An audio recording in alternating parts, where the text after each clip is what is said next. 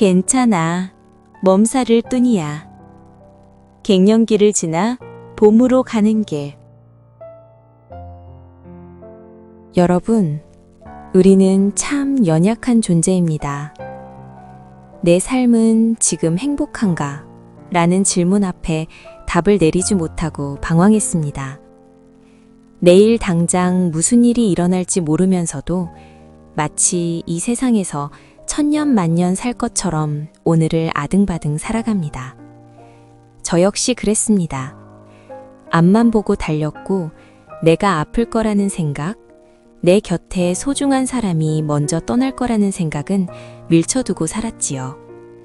하지만 언니를 먼저 보내고 제 건강에도 적신호가 켜졌다는 청천벽력 같은 소리를 들었을 때 비로소 세상이 멈춰서더군요.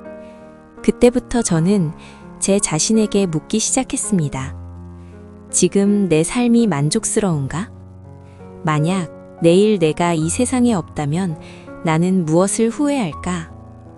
죽음은 멀리 있는 게 아니라 우리 곁에 늘 함께한다는 걸 깨닫고 나니 오히려 지금 이 순간이 선명해졌습니다. 욕심을 내려놓고 당장 이룰 수 없는 일들은 접어두었습니다. 대신 가족들에게 마음 한 번 더 쓰고 나 자신을 사랑해주는 것, 그것이 제가 할 수 있는 전부라는 걸 알게 된 거죠.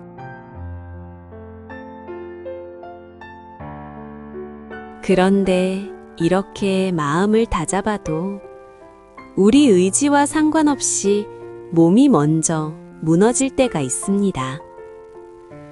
특히 여성들에게는 45세에서 55세 사이 불청객처럼 찾아오는 갱년기가 바로 그렇습니다.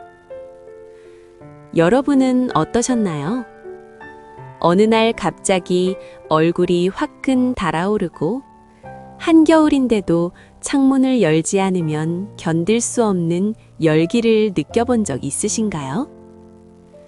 밤새 식은땀을 흘리며 자다 깨다를 반복하다 보면 아침에는 소미불을 물에 적신 것처럼 몸이 천근만근 무거워집니다. 에스트로겐이라는 호르몬이 줄어드는 건 과학적인 이유라지만 정작 우리가 느끼는 건 상실감입니다. 주기는 불규칙해지고 기억력은 예전 같지 않아 내가 벌써 치매인가? 하는 무서운 생각도 듭니다. 사소한 일에 화가 나고 가족들이 나를 무시하는 것 같아 서러움이 폭발하기도 하죠. 약 20%의 여성들은 이 과정에서 지독한 우울증을 겪는다고 합니다. 이건 병이 아닙니다. 우리 인생이 계절을 바꾸느라 앓는 진통 같은 것이지요.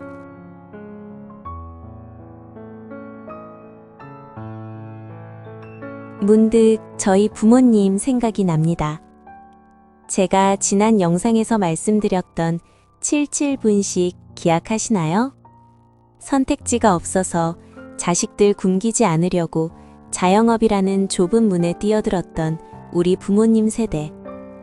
어머니는 갱년기가 왔는지 몸이 아파도 돌볼 틈도 없이 그 뜨거운 불판 앞을 지키셨습니다.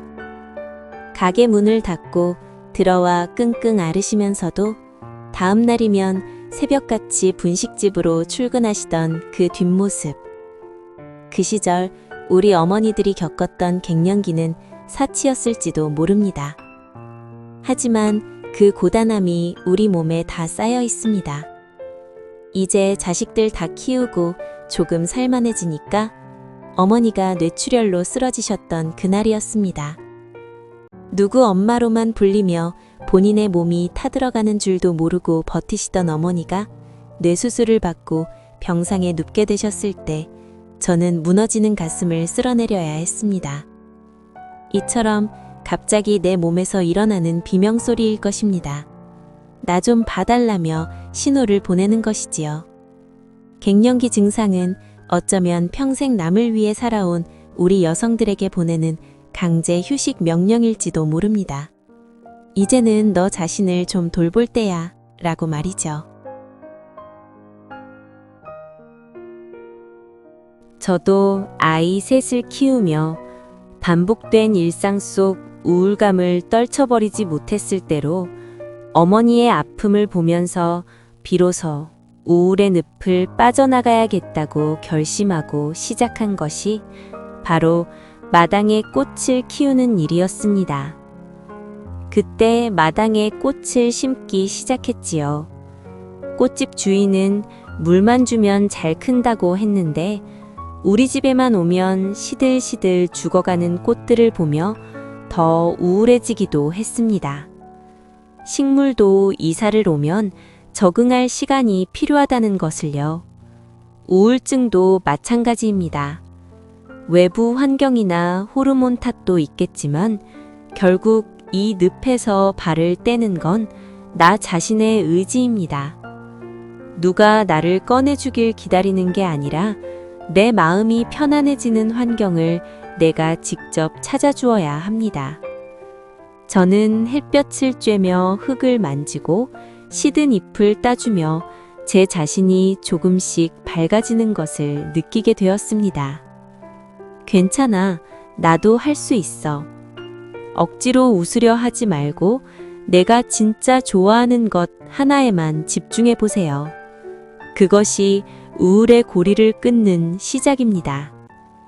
말 못하는 식물도 자기가 살던 환경과 다른 곳으로 오면 적응하는 시간이 필요하다는 것을요.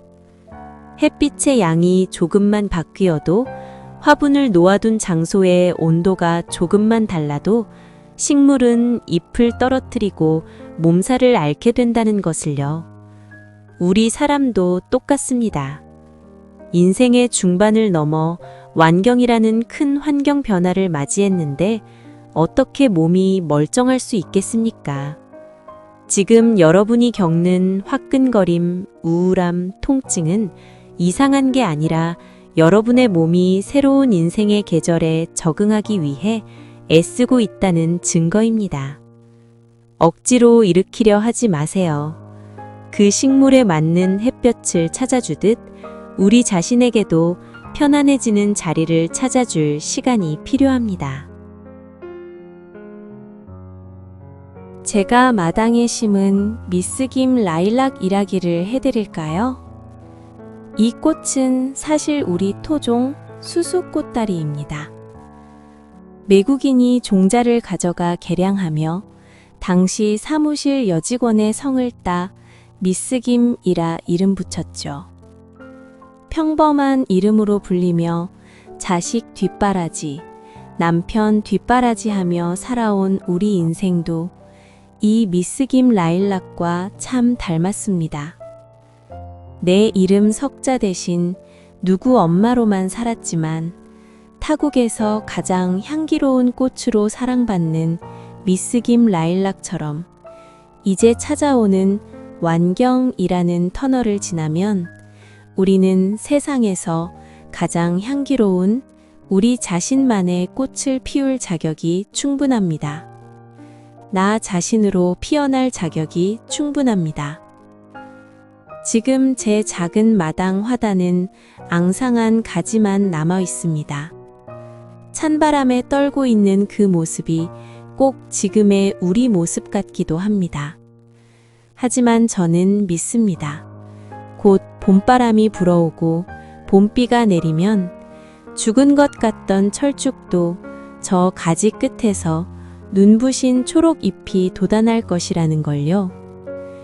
이번 설 명절, 남들 챙기느라 정작 본인 마음은 찬바람 맞게 두진 않으셨나요?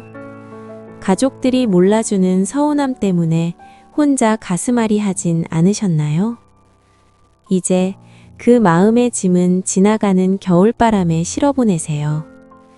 지금 추위는 끝이 아니라 가장 화려한 꽃을 피우기 위한 단단한 기다림입니다. 나에게 맞는 행복한 환경을 만들어주세요. 내가 좋아하는 차 한 잔, 내가 좋아하는 조용한 음악, 작은 것에서부터 나를 사랑해줄 때 우리 집안의 공기도 따뜻해집니다. 여러분의 갱년기는 인생의 황혼이 아니라 가장 자유롭고 당당한 두 번째 봄의 시작입니다. 당신의 찬란한 봄날을 제가 진심을 다해 응원하겠습니다. 오늘 제 이야기가 위로가 되었다면 구독과 좋아요로 따뜻한 마음을 나눠주세요. 저는 다음에도 더 진솔한 우리네 이야기로 찾아뵙겠습니다. 당신의 평온한 오늘을 진심으로 응원합니다. 감사합니다.